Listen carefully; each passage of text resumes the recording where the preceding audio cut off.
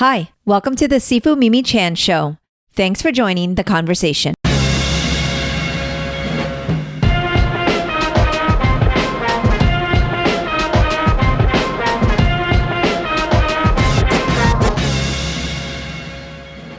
Hello, everyone. I am here in my office for those of you who may or may not be watching, because in all honesty, I'm recording this whilst not quite sure if I want to actually show this video, because me sitting in my office is actually kind of boring, but perhaps one day we'll do a tour of my esteemed comic book shelf collection and posters and whatnot. But I was thinking I would do a share on the last few weeks of my life, which I know sounds very presumptuous, because why do you actually care about the last few weeks of my life? But we have been posting a lot about the Wah Lum Sifu test, about the hurricane, about what it entails for everybody to come here into the Wah Lum Temple in Orlando to take this test, and what that really means. And there was a lot of questions and I think curiosity about it, to be honest, because unless you know, right? Unless you're in the inner circle and taking the test, one can't really understand what it entails. So I figured I would do a quick segment to kind of shed a little bit of light. And for you Patreons out there, thank you so much to my patrons. You are the best.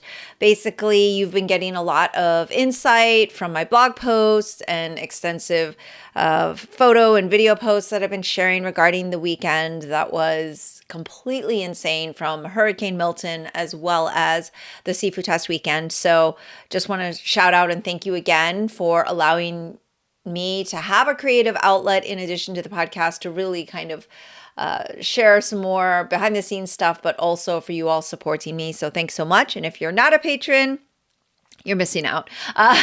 You're missing out if you actually care about those things. But in any case, I did think it would be worthwhile to put some thoughts down on a recorded episode so people could have a better understanding of what this means. And I've done several blog posts over the years. Actually, every time the Sifu test comes up, I try to do the pen to paper thing and share some thoughts, some ideas, some of my reflections on the process. And it's kind of came to me because I was welcoming a new student the other day to our school, which consists of someone comes in to watch a class at the Wah Lum Temple. Then they say, I think this is for me. I want to sign up. However, before that can happen, you have to fill out an extensive application process to see if we are a good fit. This is actually something that's fairly new. I mean, we usually do kind of an interview process and ensure that expectations are being met, but we have found that students don't read application forms. They just sign. It's kind of like when you go rock climbing or skydiving and they say, well, if you want to do this, sign the waiver, and you're like, I'm all in, let's do it. So we found that even though there was like a regular application process where someone signs up and we go over all the rules and the protocol and our expectations, somehow on sign-up day, they just don't care. But like, say 2 months later or 6 months later or 6 years later or a week later, suddenly they never remembered that rule and they were not told that this was the policy. And so now, in order to prevent that, what we do is we actually don't have people sign up right away. We say, you know what, take a breath, take a breather, think about it. Please go online. Here's our application process, kind of like a college or a Wah Lum Institute, of learning, where we want to make sure you understand you are coming into a traditional environment. We want to make sure that you know what the Wah Lum Temple stands for, what it's about, what you're getting into. And also we want serious students. We want students who are dedicated to their practice, but also we have an understanding that there's no expectation on our side that you're going to be this diehard, Shaolin monk student that comes and lives there and doesn't ever leave. But we do really want students who have the mindset that is complementary to our traditional mindset. So we have all these questions, we have all of these things that we ask the students prior to being a member to agree upon and ensure that they understand, because I feel like usually a lack of communication happens when expectations aren't set. And so we are trying to be better about setting expectations. And so after this process, there is kind of a committee of a few of us that review the application. We speak to our admin team and say, hey, did you get a good feel? Do you think this person is a good fit? And oftentimes it could even be like one of our little mantises who are maybe a little too young and they weren't able to sit and watch the whole class. So we decide not for them yet. So we do have a process where we actually will tell people like, this is not a good fit for you. And so back to that first day student, I was welcoming a new student the other day, and having known they'd gone through this extensive process to become a member, then what happens is they have their first day at Kung Fu, in which they show up to the temple early before class, 10 to 15 minutes, with their uniform on, with their sash in hand and their Wah Lum handbook, and their instructor assigned for the day will take them through what we call like day one basics and basically teach them their ABCs of Wah Lum, have you. After that, I usually introduce myself, I welcome them to the school, and I pretty much try to track their Wah Lum journey at that point. And in all honesty, I usually don't have initial like teaching contact with that student until maybe a couple years in when they make it to the advanced class. We have a really amazing team of instructors that really takes them on their journey up through that point. A lot of times I'll see them at testing, but for the most part, I'm kind of the big picture person where I'm looking above and trying to ensure all the students are getting the best possible instruction. In order to do that, I cannot be there doing day one students and doing all of the beginner classes. And so that's kind of how the structure of our school works. For those of you who are ever curious about what does it take to be a Wah Lum Temple student and member. And so that's kind of what your first week looks like, where you sign up to be a member at our school and then you get going.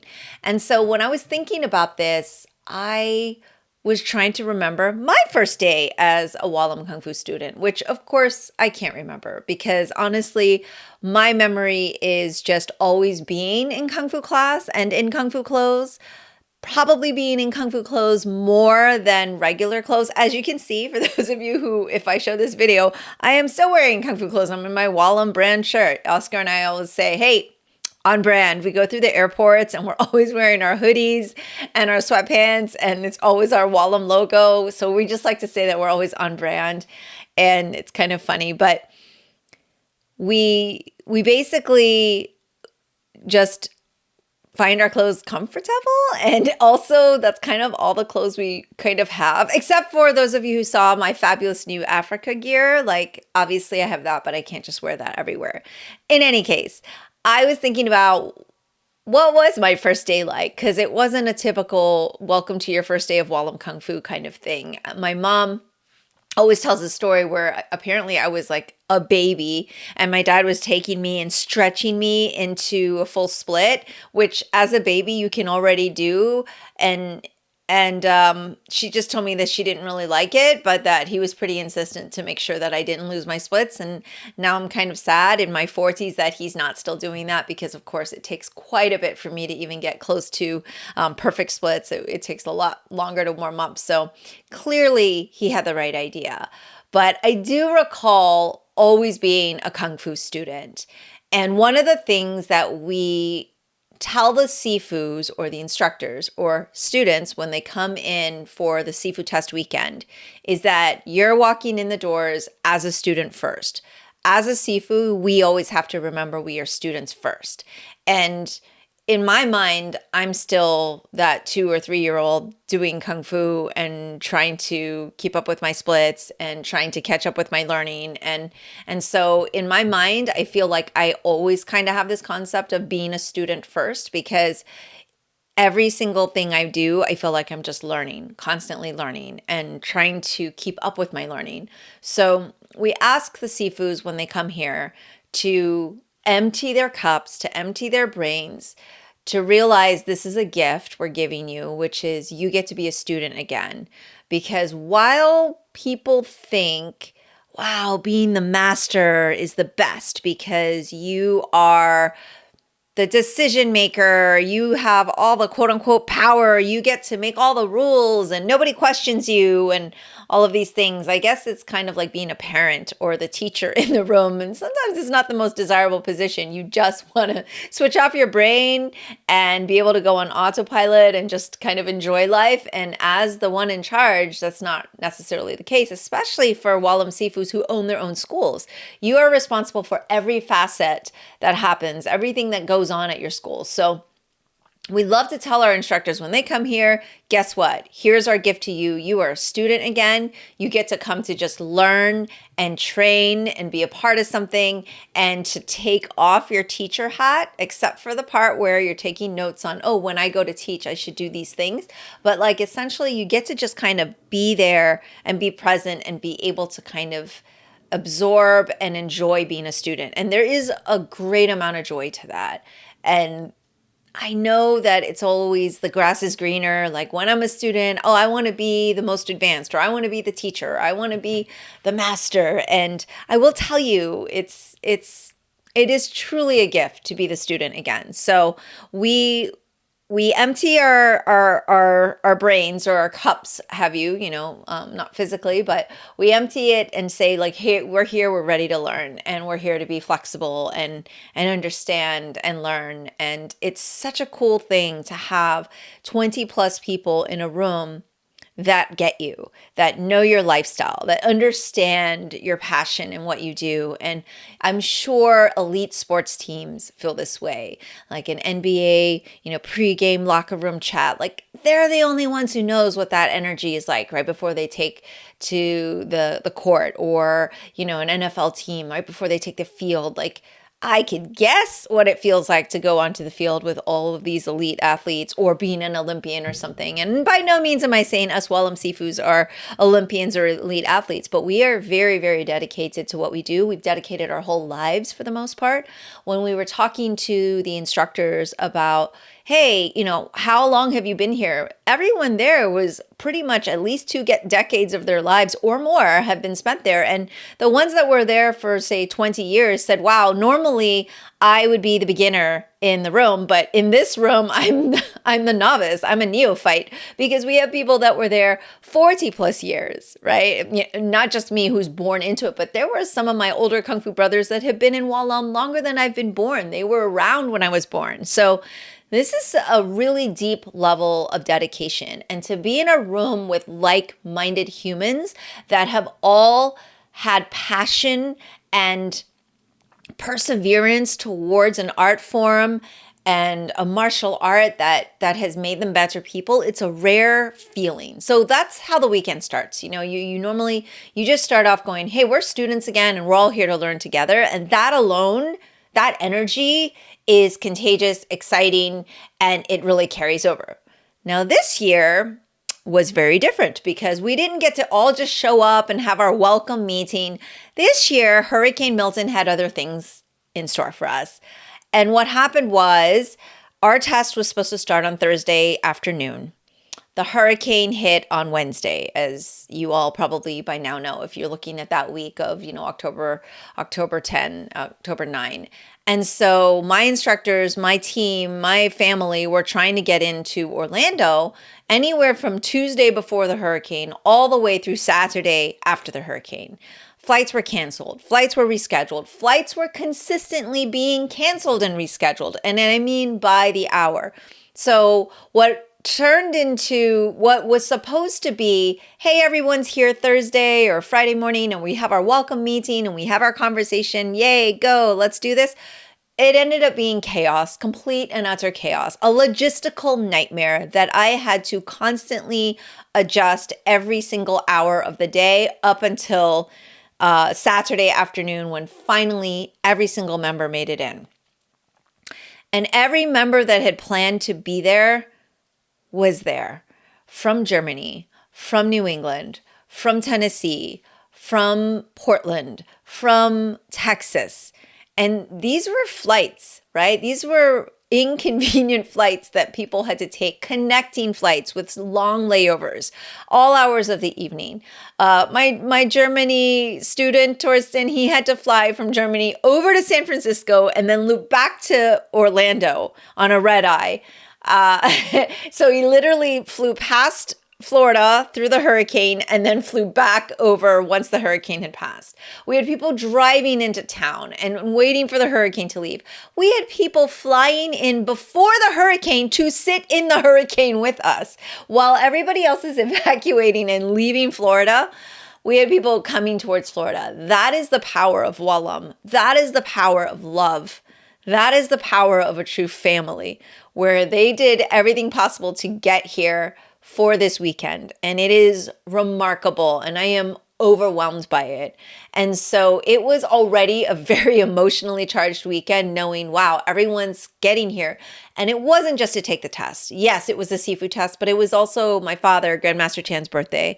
We're celebrating his 86th birthday, and everyone wanted to be there for it. And the fact that people went above and beyond, literally flew around the world to get here, means so, so much. And so if any of you are listening and you know who you are, thank you so much. It was so meaningful to every time someone landed, and we would get that text message in our group chat, like, landed. It was like a huge celebration. And the nightmare of the logistics were really, they were real. I'm not going to lie. I didn't sleep for like 4 or 5 days, and neither did Oscar. We were up every single night prepping for the next day for contingencies of what every hour would look like, depending if people came in. We had, at least 50 hours of Kung Fu to review and get through, and how are we going to get everything on the schedule? In addition, we had philosophy lectures and history lectures. We had business meetings to conduct so that we could help our schools thrive. We had brainstorm, workshop sessions, so many things planned. And we actually were able to get most everything in, which is completely insane. So this is how the weekend started. It was supposed to be one thing, and it ended up being something completely different, yet the same, but I would say even better, because it's kind of like we went through this chaos challenge together and we succeeded. And it was absolutely insane. And so as a lifelong student of Wah Lum, I will say there has never been another test like this. We've had storms, we've had disruptive flights, but never in a way of which leading up to a hurricane, people flying in pre-hurricane, and then post-storm, just the temple surviving. When myself and Oscar went to the temple that next morning, we made sure the roads were clear. We got the clearance that everything was fine, that emergency dispatches has already been doing their thing. We weren't going to be a hindrance.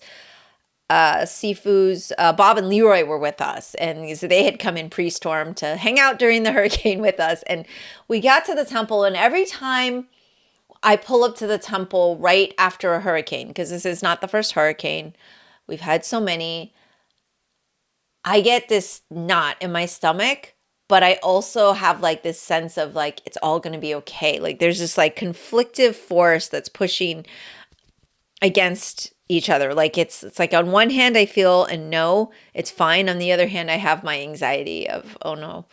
In this case, I did check the security cameras and I did see that we didn't even lose power. So that was already the first good sign. And so I was able to kind of see the premise, and I said, wow, it's not as flooded as we've seen it before. So that's already a good sign. But I couldn't tell if there was damage because all the different angles, it really didn't show too much, but I could see the temple. So I already this time kind of knew. But pulling up to the gate, seeing the gate open, and then just like pulling into the temple and then just seeing it still standing is this just huge weight and relief that just flushes over me. And it's super, just a sigh of relief. And so we got there, and Bob and Oscar and Leroy they were cleaning the premise, and I was just like trying to print stuff out because of course I didn't have power at home.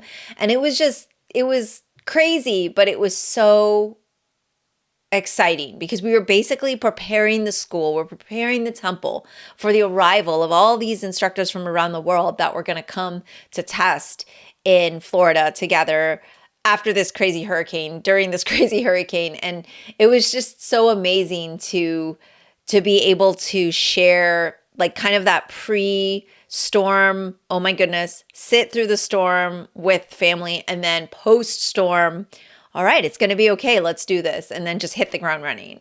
So people are always wondering, like, what does it mean to take a Sifu test and how does that work? And so after that first day where you show up at Wah Lum and you become a student, maybe about 20 years later, if you've done everything you're supposed to do in terms of being a good student, showing up for your school, being involved, showing up to all the group events and being just kind of a leader, assisting in Kung Fu classes, you end up being an assistant instructor after, maybe 6 to 10 years, depends on who you are and which school you're at and how often you're there. But after all of that, then maybe there's a window that opens in it, and that window says, hey, is this a path you want to take? Do you want to take the next step in being part of the Wah Lum family as a Wah Lum Sifu, which means you are kind of pledging to proliferate the art and to help preserve it and to be part of a lineage and a legacy that has been ongoing for decades, if not centuries at this point, right? And so it's a really deep undertaking, and we take it really seriously. So Sifus have to write a letter of intent. Even if they were a Sifu previously, they still need to write a letter of intent stating why they want to do this.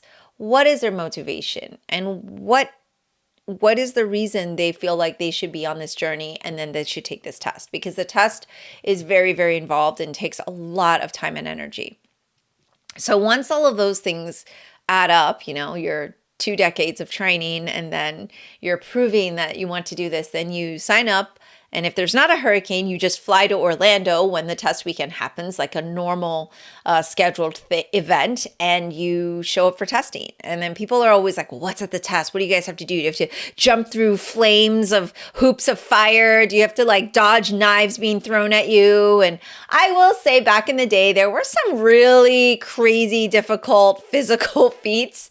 Not that this isn't physical, but there was some, Grandmaster Chan's like, oh, I can do these Tom Twees up and down on this little paper cup, so you should be able to do it on this little, small wooden block. And there were some pretty crazy challenges out there. But now we basically have a standard where we just want to see all of the material that Wah Lum instructors teach, that schools teach. So we go through the entire curriculum, which is insanely huge, right? The standard curriculum is a ridiculous amount of forms and weaponry. And then the additional advanced curriculum is equally as large as that. So the depth of it, we don't get through the entire weekend. We really just get through the core.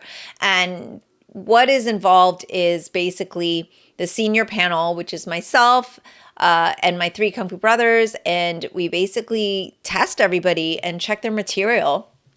And we basically see, is everybody teaching to the standard of Wah Lum? Because what my dad, Grandmaster Chan, has envisioned is ensuring that this art form that was started by his grandmaster, and that it is preserved in a way that is authentic and that is standardized so that it can be proliferated. Because if you're a musician, you understand, there are scales, and then there are jazz riffs, and then there is improvisation on that. And then there is, different concertos and compositions that are super, super entailed. And a master musician can take that and then make it something different, right? But what we want to do is preserve those compositions and works of art. And so our forms are like these compositions, and we want to make sure that they're preserved while still understanding how to apply them in different circumstances, while still understanding the martial arts application and how to use all these different weapons and how to do performance and how to do lion and dragon and fight sets and tournaments and so on and so on. So there's so many layers, but at the core of it, we want to ensure that the tradition and that the curriculum is standard and is the same across all Wah Lum schools, so that if any of my students walk into their family school, they can fit in, do class, and pretty much have a similar Wah Lum experience, except with, the flavor of whatever that Sifu kind of brings to it. Of course, as a teacher, we all bring different attributes and we all bring different spirit, but the core is the same. And so we basically qualify and test all of these standards to ensure we're all doing things the same. So it's very, very physical. It's hours and hours and hours of Kung Fu. And then once we kind of see where we're at, we will do workshop review. We'll sit down and break things down and we'll go over things physically. In addition, we like to make sure that students know Wah Lum is a traditional Kung Fu system. It's a traditional Chinese martial art. And so it's not just kicking and punching. There is history, there is philosophy, there is etiquette ingrained in the Chinese culture. And we like for everything to be learned. This is a fully well-rounded system that isn't just about fighting or isn't just about weapons or performance or anything. We want everyone to be well-rounded. So we do teach our instructors and our students to count and do commands in Chinese. We want to be able to preserve all of the things we find essential and important in our style. And so we go through all of those things and we sit together and we have brainstorming and conversations. And one of the sessions that we sat down with was really fun because I've done this with my temple team where we actually started to watch Pui Chan Kung Fu Pioneer. And instead of watching it and just sitting and enjoying the film, which we did, but what we did was we also stopped and started and just kind of talked about some of the behind the scenes and some of the thoughts that came to our mind when we would see an image on screen, and we would kind of go down the rabbit hole, the Wah Lum Sifu rabbit hole on, tell me about this part. What did it mean when he jumped off the ship? Or what did it mean when he was in his village and the elders were doing exercises and he would watch? Was that okay? Was that not okay? And so we would be able to kind of just have these philosophical conversations in addition to the historical lessons. So it was such an enriching weekend. And I want to say it was also an emotional weekend. It was super, super emotionally charged. How it started with Milton, the hurricane coming in and everybody just overpowering it with love and chi and just all the energy of the Sifu energy, like it just defeating that negativity and basically that roadblock to get here and people going, no, we're not going to let this stop us. We're still going to be here. And then celebrating my father's birthday. The fact that we still have him here to be able to oversee everything and he can watch some of the testing and decide if he wants to give them the, let them live, let them die, like I like it or I don't like it. He did sit in and watch a lot of the testing. He watched my testing with my Kung Fu brothers and Oscar, and that was really exciting because he stayed the whole time. He watched all of our forms. And so he stayed for several hours. And while it is very taxing for him to have to sit there and watch and absorb, he still really enjoys it because he's super proud. He's super proud to see that these forms are being preserved. So throughout the weekend, it was just super, super intense. And I feel like it was chaotic and it was really jam-packed, and I'm hoping that the people who were there have had a moment to breathe. I've sort of had a moment to breathe. I honestly have to just kind of disconnect and leave Orlando in order to do that, which I will be doing in a few weeks, to just kind of let my brain stop from running 100 miles an hour. But there's still a lot of things to do post-test. So everybody was there. They were working hard together. To see that level of dedication and the advanced level of Wah Lum practitioners kind of working together in an environment where they basically felt they were back as students and even as beginner students. Like, I'm going to come in and you're going to tell me the most fundamental things that need fixing. And they were able to be humble and take that with gratitude is truly remarkable, because once you're kind of the tiger on the mountain, it's hard for you to not be the tiger on the mountain everywhere you go. And so it's truly amazing that the Wah Lum philosophy that we say every day during our Kung Fu classes, which is in our martial art altar, that respect and kindness and hard work and the control and learning humility and all of those things, those lessons that we say it over and over, that it actually is still, that it is actually being put into action, even by people who have been doing this forever and certainly have a right to say, well, why should we do something this way? And the fact that they were so open to learning was very encouraging and inspiring. And that's what makes me excited to continue learning. And so, going over all of these different things is certainly exhaustive, but it's also very rewarding. And the biggest part about this is the family reunion element. So on one hand, yes, they're there for a test. They're there to qualify. They're there to ensure that Wah Lum doors should stay open because it's operating as a Wah Lum school should, with all the right teachings. But really, it's about the family, and it's about everybody being together physically and going through this rigorous assessment, but as a unit, as a family. So it's like we're going through something together. And literally with this hurricane, it felt even more so that we were all in this together and that we were all pushing against this metaphoric and literal storm in order to preserve a system. And the fact that they're so committed to continual testing despite the challenges, despite how difficult it is, despite that every year we all get older and our bodies get more tired. And regardless of how old people are, the fact that they still believe in the process is really exciting and inspiring, because that means our future generations are only going to be more knowledgeable and have more access to all of the research that we have done. So the standard is very high, and it is very difficult to preserve such a rich system. But it's exciting that this group that has come in this year has shown the love for Wah Lum that they have, and that makes me have a sigh of relief. You know, we've been talking a lot about politics and the election and other podcasts, and having this sigh of relief is a hope.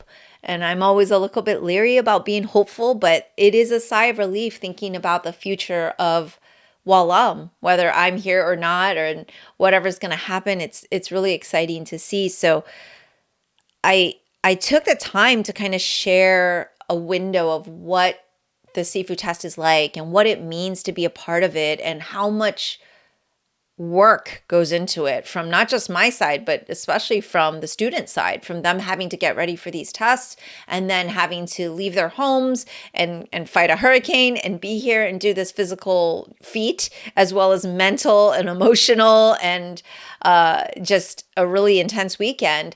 There are people out there that criticize and don't understand why we have to have this testing, or why we put senior instructors who've been in the system for 30 years through this. And I will tell you that they're the first ones to say, well, we need to keep doing this because we need to keep holding ourselves accountable.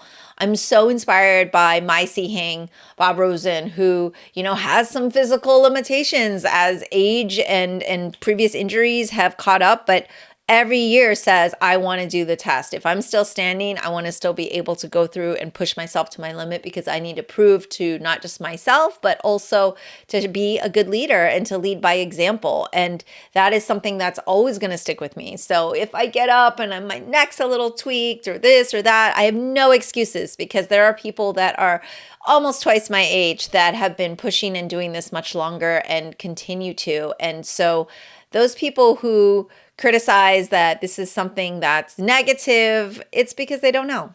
They don't know, and they likely have never gone through anything like this. And if they have, that's fine. Everybody has the right to their own opinion. But the frustrating part for us is when people talk about things they don't know about, right? And I could share all these stories with you and talk to you about what it's like to be in the room when we're all testing and then everyone's cheering or everybody's sweating together and everybody's doing a form or just 3 moves of a form, and we're doing it in repetition over and over, and the energy in that room is so intense. And I could explain this. I'm not really a great writer or descriptor of things, so I'm sure you're not even getting the sense of it. And you could even watch it on video, which you never will, and you still won't understand because you're not in the room. You don't get it.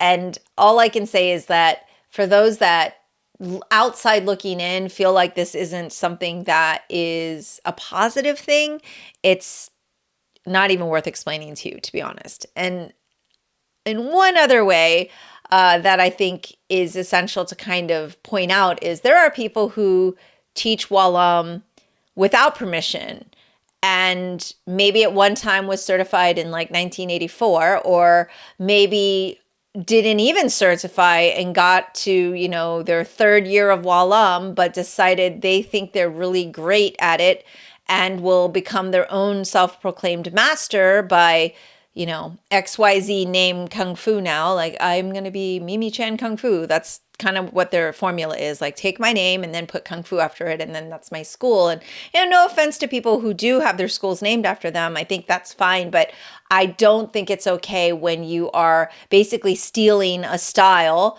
that has not been gifted to you, nor have you earned. And in the Wah Lum system, I'm telling you now, this is how it's earned. It's earned by showing up every 3 years and pushing together and being part of a family and continuing that research and continuing to keep a standard and a tradition alive. And so those people out there who teach and then just change the name, but do exactly our forms because they know it's not legal to use our name, I have no respect. I have no respect for them as humans because it's something that I've been taught is wrong and that I know that I couldn't do, right? I would never presume to pass something off as my own knowledge or something that I own that hasn't been earned or I haven't given permission to utilize, especially when it comes to something so rich and essential as Chinese martial arts that has a history, a deep history and lineage like Wah Lum does and what Grandmaster Chan has done and the sacrifices he has had to make to bring us this art form and to preserve the art form and to continuously proliferate and teach it. It was not easy for him to make it from Shajiang, China to Laosan, Hong Kong, right? A lot of people died. If you watch the documentary, you'll hear people who took those boats and tried to come over died. Then he took another boat and then he had to swim ashore to America and then survive in America, a land where he did not speak English or write English or know anything about this country and be able to survive. And then to open the doors for all to learn. Like, there were a lot of sacrifices that have been made in order to preserve and continue this style. And for those that disrespect that, you know who you are. And I feel sorry for the students that follow them blindly and don't know this. And so if you want to study real Wah Lum Kung Fu, I will urge you to look at our website, look at those names on that website, because they have not only earned their name on that website, but they are a group of humans who are honorable, who have fought through a hurricane to get here and to continue a tradition, and who are part of the Wah Lum family. More than anything, this is a family system, and only family members are given permission to continue teaching and have gone through the rigorous testing and training and dedication, and Kung Fu meaning hard work, have done the hard work to do so. So I urge you students who think they've learned part of Wah Lum or think it's fine to just learn something that was watched off a video or maybe had been, taught to somebody back in the day. I know you don't really know any better, but just remember this is part of a lineage. It's part of a family, and there has to be a respect, and there has to be decorum, and there has to be a way for you to find and truly learn from people who deserve to be teaching it. Because honestly, it's a privilege. It's a privilege to be teaching this system, and I am privileged. I am so grateful to have been given this opportunity, but I've also worked really hard in order to continue that tradition. And so I urge you to definitely check out our website, look at the names of the schools, and if yours isn't there, but you're learning Wah Lum, then you're not really learning Wah Lum. So that is all I'll say about that. Our test weekend was phenomenal, and I just want to send out all of my gratitude to everybody who showed up, made it happen, especially my Kung Fu brothers who sat there for hours and hours and hours and hours and hours, 12 plus hours a day, watching Kung Fu, helping me with the correctives and carrying on this legacy. And a special shout out to my favorite human in the world, Oscar, who I could not have done any of this without. He did not sleep for several days as well. We just had to troubleshoot the entire weekend, and it was insanity. So thank you so much from the bottom of my heart. I will kind of close out with just thoughts on kind of the evolution of this, right? So as people ask me about the Wah Lum system and what does it mean to be a Sifu and how does that work, and how, while this is traditional, while we've been maintaining this standard and keeping something going that my father brought over and that he's been just started this testing, decades ago, it has evolved. It has become more organized. It has definitely become more structured. And just me talking to you here about being a Kung Fu Sifu, while of course my father had always opened the door to all ethnicities and races and sexes to learn, I don't know that there were, even back at the time in the 60s, 70s, that many Kung Fu female Sifus. And he didn't think anything of it. He kind of just thought, well, if you're qualified, you work hard and you do well, then you can certify and you can take that next step. And so in the Wah Lum system, we have so many female Sifus, and the woman empowerment is mad strong, and I'm super proud to be a part of that. And just the evolution of women in martial arts in general, but the fact that we as female martial art practitioners even exist decades ago even would not have been a possibility. So it's very exciting that while we can maintain tradition, while we can continue having an authentic traditional system, we at the same time can evolve with modern times and be able to maintain all of the essentials while also doing away with things that are archaic, like women should not be taught Kung Fu. And I think it's super progressive of my father to be able to envision that and to be able to know that that wasn't even a consideration, or it had never even crossed his mind as something that couldn't be. And so I'm super grateful that my father was so open-minded and that he had my mom to kind of be a cornerstone in this, and so that he knew he was in a partnership. And so it's really exciting to just kind of be in a time where this was possible. Like if I was born 100 years ago, then I would just be, bringing tea to the Kung Fu elders and, maybe trying to secretly learn from the outside looking in. But we're not 100 years ago, we're now. And so we can preserve the great things from 100 years ago while living in a modern time. And that's a real rarity as well, because there's always this struggle of the word tradition even being negative, right? Like, oh, we're holding on to archaic ideas and thoughts. But I do think tradition is necessary in a lot of settings, and this is certainly one of them. Finally, I will say that part of the Sifu journey is setting personal goals and future goals, not just, okay, for my Wah Lum Kung Fu school, here's what I want. So one of the things that was great was being able to sit down with some of the instructors and just kind of hear their journey and their challenges, whether it be physical, whether it be financial because of where they're at, they're, having a hard time getting Kung Fu students, whether the challenge is even cultural, right? Trying to understand more about the Chinese culture and being able to teach that. Like the challenges are there, but the personal growth of what am I going to do with this? And what am I going to do to challenge myself? And how am I going to improve as a martial artist? And being able to be a student allows you then to set goals for yourself as a student, as a martial artist, as a personal, journey, to be able to kind of say, hey, I have my own personal goals in addition to carrying on the weight of, making sure my students are all learning properly and being able to proliferate Wah Lum Kung Fu.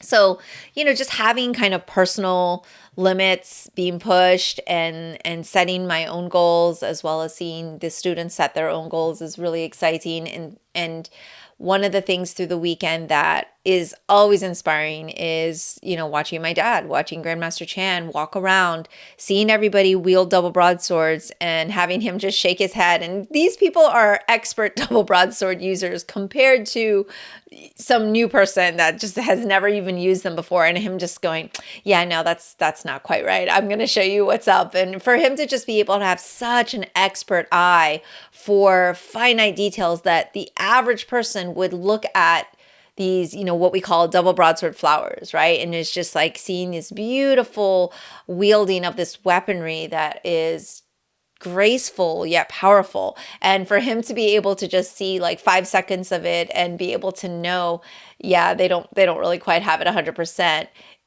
could be very, it could be very frustrating for a practitioner, but if you're a true practitioner, then you should actually be excited because it just means you have so much more to learn, and being able to continuously learn is a gift. And seeing my dad be so engaged over the weekend and be so excited about seeing Kung Fu in the temple and seeing movement and life was so rewarding. And of course, everyone being there for his birthday and celebrating his birthday with him. We got the big roast pig. We did the incense lighting. The Kung Fu students, my demo team, they came in and did a really great lion dance for him to bring him good luck and good health and all the wishes, and just having all of those traditional aspects come together in a joyous celebration during what could have been a really depressing weekend where no one showed up because of the hurricane or all the flights were canceled and we had to reschedule. It was just truly an incredible weekend, and I just wanted to be able to share a slice of it with you.